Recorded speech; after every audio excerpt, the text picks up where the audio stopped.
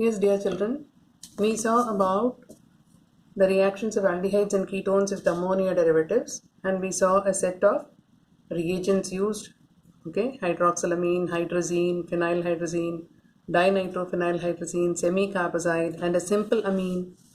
Simple amine gave you Schiff's base, okay. So all these things we saw. Now, in continuation with this, the next set of chemical properties that we are going to see is about reduction, okay. Now, this reduction of aldehydes and ketones, you can take aldehyde as well as ketone, right? The reduction can take place in the presence of hydrogen and platinum, or hydrogen in the presence of palladium or nickel as catalyst, or it could also be done in the presence of zinc amalgam and HCl, or it may be hydrazine followed by KOH and alcohol, KOH and glycol. Is that clear? Now, if it is simple hydrogenation, then the product formed is primary alcohol with aldehyde and a secondary alcohol with the ketone. Okay, so that is simple reduction.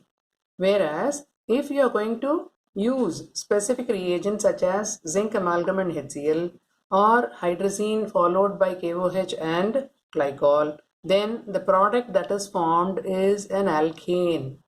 Say for example, you start with ethanol, you will get ethane. Same way you start with acetone, you will get propane. That is, the number of carbon atoms present in the aldehyde will remain the same in the alkane that is formed. Propanone will give propane. Ethanol will give ethane. Benzaldehyde will give toluene. Is that clear? So like that, you can get the product. Okay. Hydrazine followed by KOH and glycol.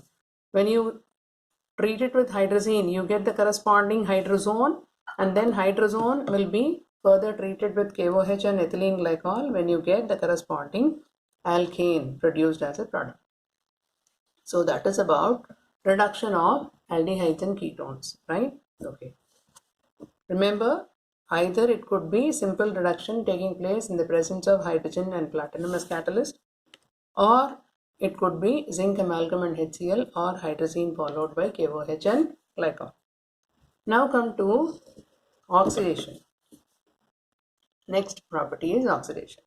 Now oxidation can be done in the presence of, using Tollens reagent or Felling's reagent or by iodoform test.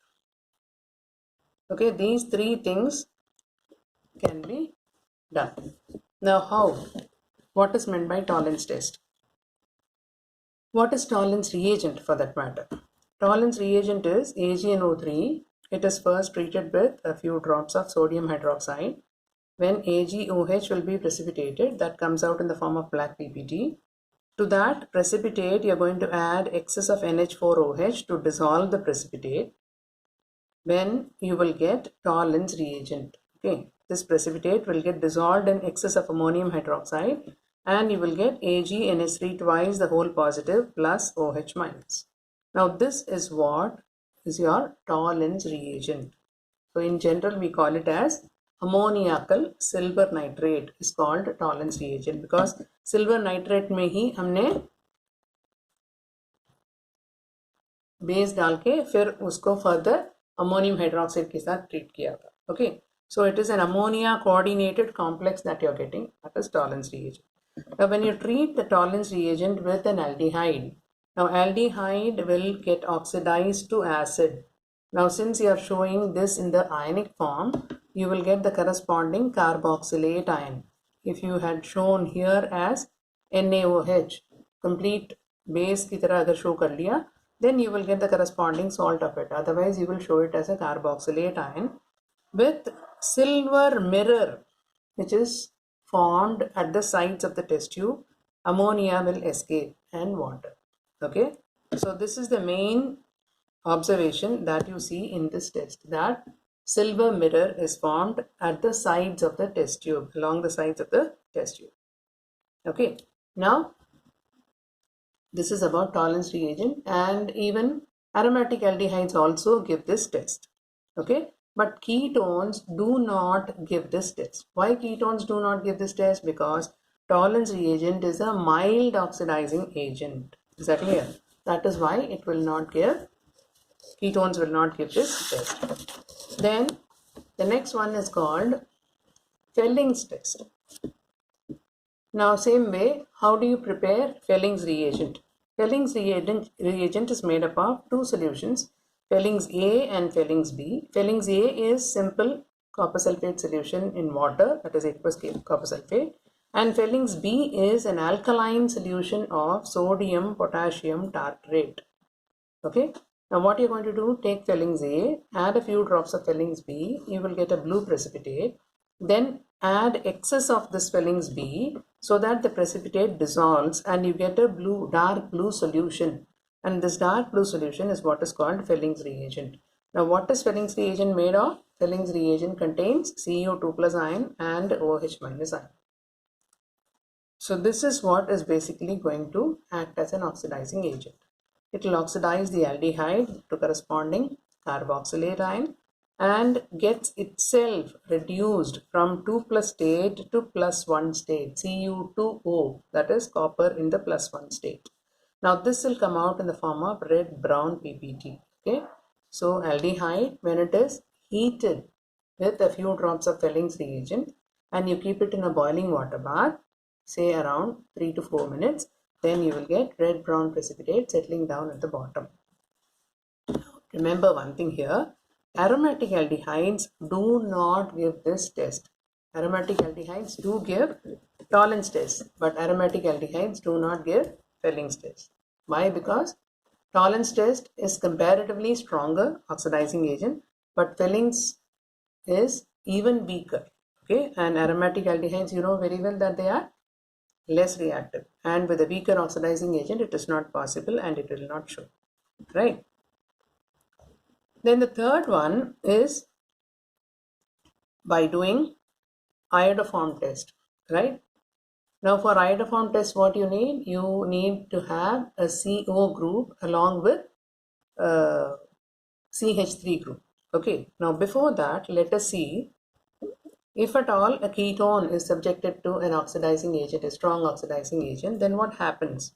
We have studied in the previous chapter regarding Popov's rule. We have already studied. Now this carbonyl group will prefer to remain with that are having less number of carbon atoms. This side you are having 2 carbon and this side you are having 3 carbon atoms. Is that clear? And the carbonyl group will tend to remain with a 2 carbon unit. So this CC bond will break, right? If this is going to break, this side you are having a 3 carbon chain, this side you are having a 3 carbon chain. So you will get 2 molecules of propanoic acid. Okay, generally it gives you a mixture of acids, but if the number of carbon atoms on either side is same, then you will get same kind of acid, right? So remember, CC cleavage will take place in such a way that carbonyl group remains with a smaller R group. Okay, that's how the CC cleavage takes place. Now look here, supposing if I am having this kind of a ketone, this carbonyl group, it is attached to a 1 carbon unit on this side and a 3 carbon unit on this side. So this carbonyl group will prefer to remain with this R because this is smaller. Okay, so this bond will cleave. So on this side you are having a 3 carbon unit, on this side you are having a 2 carbon unit. So you will get a mixture of acids, that is acetic acid and propanoic acid. Okay, so this is the basic thing that you have to remember, right? Okay. Now Tollens and Felling's reagents, they are used to distinguish aldehydes and ketones. Aldehydes alone will give Tollens and Felling's test. Ketones will not give Tollens and Felling's test, right? And then come to iodoform test. Iodoform test is shown by which compounds? Compounds having CH3CO group. They will show iodoform test. Okay.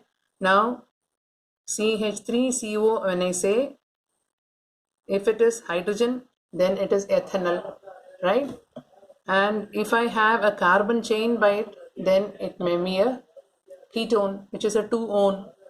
But if you are having OH here, it will not give the test. That, like acetic acid will not give the test. Is that clear? OH should not be there. CH3CO के साथ क्या होना चाहिए? Either hydrogen and the carbon chain ends, or it may be a carbon chain. Is that clear?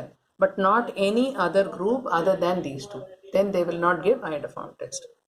So when you consider alcohols, among the primary alcohol, only ethanol will give, methanol will not give, propanol will not give, no other primary alcohol will give. Okay, why? Because carbon holding the functional group के साथ CH3 होना जरूरी है. That is a very important factor. Then among aldehydes, only ethanol will give. No other aldehyde will give. Methanol, propanol, butanol, nothing will give. Again, what is the condition? CO के साथ CH3 होना जरूरी है. Now, if you consider propanol, you have CH3, CH2, CHO. Is it not? तो ये carbonyl carbon के साथ CH2 attached है. But what you need CH3. So only ethanol will give, no other aldehyde will give. Then among ketones, propanone will give, or you can say all 2-ones will give the test. जितना मर्जी ये carbon chain हो, if you are having carbonyl group attached to CH3 at one end, then it will give you iodoform test. And all 2-alls will also give the test. Okay, CH3CHOHO या CH3CO, then it will give. Provided on the other side, what should be there? Either hydrogen or a carbon chain, nothing else. Only then it will give you the test. Okay, now these kind of reactions I have already told you in the previous chapter also. I suppose you can look back, okay, and try to recollect your memory.